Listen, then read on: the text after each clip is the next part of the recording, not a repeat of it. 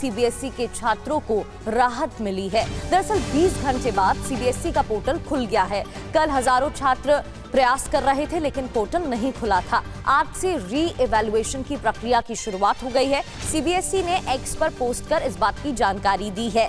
कल सुबह 10 बजे से पोर्टल बंद था और हजारों की संख्या में छात्र इस पोर्टल को खोलने की कोशिश कर रहे थे। अब पोर्टल खुल गया है, यानी कि री इवैल्यूएशन की प्रक्रिया शुरू हो गई है।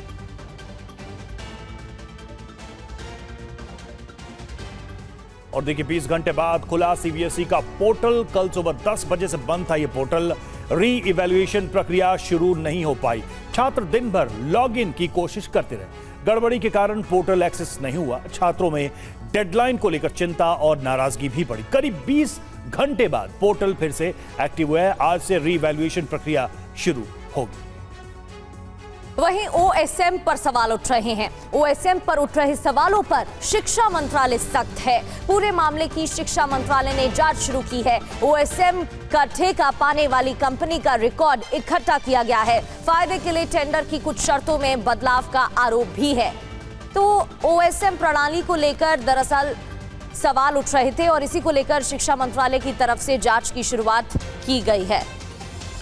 शालिनी वाजपेयी हमारी संवाददाता हमें ज्वाइन कर चुकी हैं। शालिनी, सीबीएसई का पोर्टल पहले खुल नहीं रहा था। अच्छी खबर यह है कि अब पोर्टल खुल चुका है, यानी कि रीवैल्यूएशन की प्रक्रिया की शुरुआत हो गई है। दूसरी ओर इस पूरे मामले पर शिक्षा मंत्रालय की तरफ से क्या कहा जा रहा है?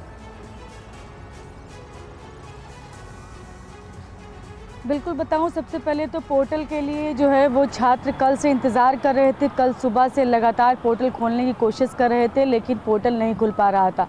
तो आज सुबह करीब बात करूं मैं 4:42 पर के आसपास जो है वो सीबीएसई ने जानकारी दी। बाकायदा ट्वीट करके उन्होंने ये बात बताई कि अब पोर्टल जो है लाइव हो गया। अब छात्र अप्लाई कर सकते हैं और 6 जून तक अप्लाई कर सकते हैं। 6 जून की आधी रात तक का समय दिया गया है। उस समय तक जो है रिवैल्यूएशन के प्रोसेस के लिए पोर्टल जो है वो लाइव रहेगा। उस पर वेरिफिकेशन भी कर सकते हैं और उनके आंसर शीट में अगर कोई उनको प्रॉब्लम नज़र आ रही है तो उसके लिए भी रीचेकिंग के लिए या कोई पेपर जो है वो मिसिंग है उसमें या कोई और समस्या है तो उसके लिए अप्लाई कर सकते हैं। उसके अलावा अगर मैं बात करती हूँ, लगातार जो सवाल उठ रहे थे जिस कंपनी को ठेका दिया गया उस कंपनी को लेकर, तो कोएंट को लेकर कहा जा रहा था कि ठेका, तमाम तरह के सवाल जो है सोशल मीडिया पर भी लोगों ने उठाया। उसके अलावा जो डॉक्यूमेंट्स भी लोग दिखाकर बोल रहे थे। तो इसीलिए शिक्षा मंत्रालय अब इस मामले की जांच करने जा रहा है और वो इस बात को देखेगा कि आखिर जिस कंपनी को ठेका दिया गया था कोएंट, क्या उसमें कोई नियमों की अवहेलना तो नहीं हुई।